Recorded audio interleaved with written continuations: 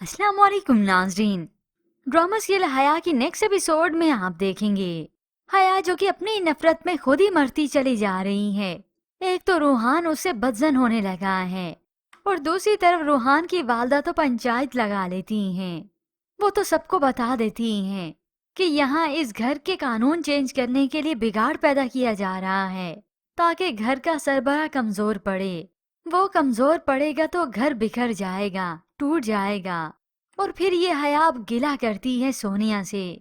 चाल तो सारी इसी हया की ही बिछाई हुई है, लेकिन उसे ही सहाती है। सोनिया, तुम्हें बचाने के चक्कर में मैंने अपने दुश्मन पाल लिए हैं। वो पूछती है कौन है आखिर, आप ऐसा क्यों कह रही हैं?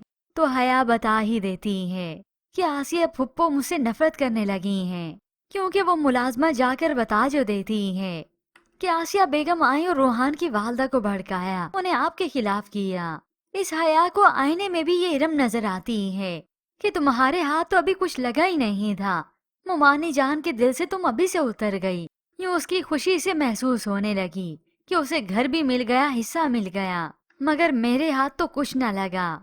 यूँ इस हया को और गुस्सा आता है, लेकिन चाले चलना तो ये हया छोड़ेगी नहीं, क्योंकि इसे इस घर का सुकून जो बर्बाद करना है, चाहे इसके लिए जो भी इसे करना पड़े वो करेगी।